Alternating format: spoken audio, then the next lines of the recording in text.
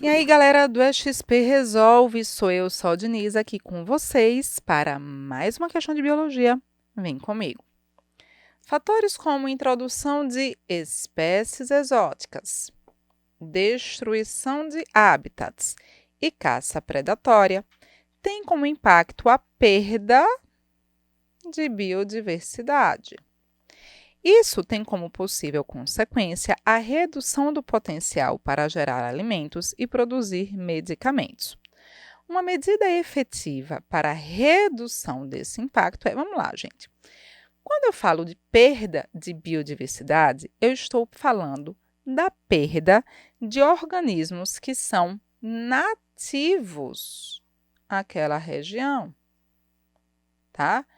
A perda e a redução da diversidade de organismos que vivem naturalmente naquele ecossistema de organismos nativos.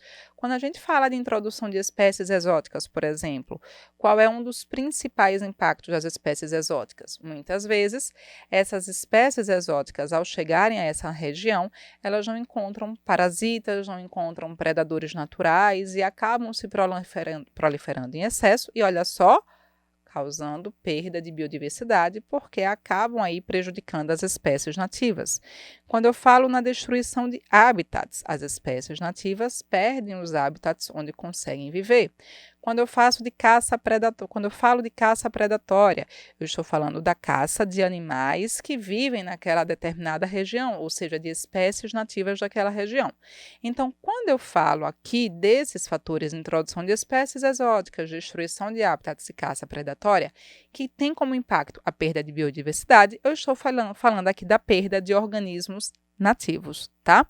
Então, qual seria uma medida efetiva para a redução desse impacto, para reduzir a perda de biodiversidade? Vamos lá. Plantio de espécies nativas. Olha só, de fato, letra A já é o nosso gabarito. Se eu tenho perda de espécies nativas, repor as espécies nativas é uma forma de buscarmos diminuir a perda de biodiversidade da região. Tá? Se eu planto espécies nativas, eu tenho aí recuperando os vegetais nativos da região e permitindo que os demais organismos, animais, por exemplo, os nativos, tenham aí um habitat e uma fonte alimentar natural disponível, ok? Promoção de endocruzamentos. O que seriam endocruzamentos? Seria cruzamentos entre organismos aparentados. Endocruzamento é um processo que acaba gerando perda de variabilidade genética.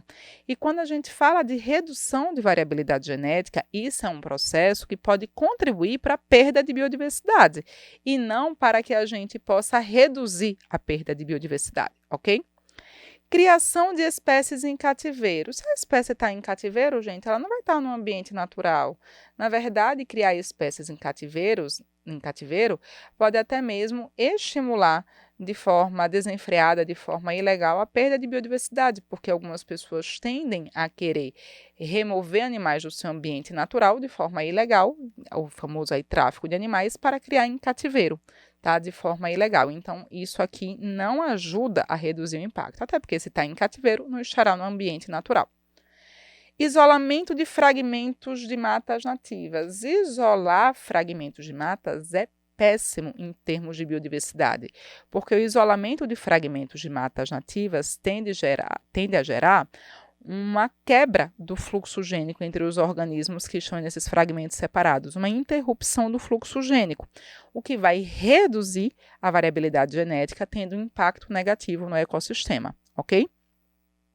Item E, manutenção de espécies com mesmo nicho ecológico. Veja, quando eu tenho espécies em uma mesma região e que ocupam o mesmo nicho ecológico, eu tenho um aumento muito grande da competição entre essas espécies, tá?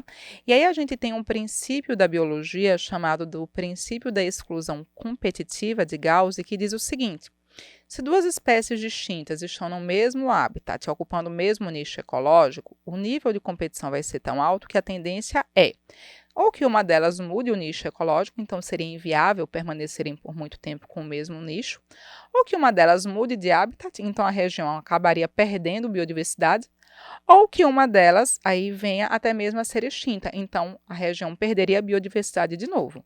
Então, manter espécies com o mesmo nicho ecológico numa mesma região é ecologicamente inviável. Nesse caso, o nosso gabarito, então, é item A.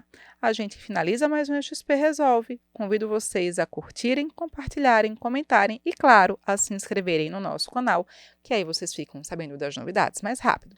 Aguardo vocês na próxima. Tchau, tchau!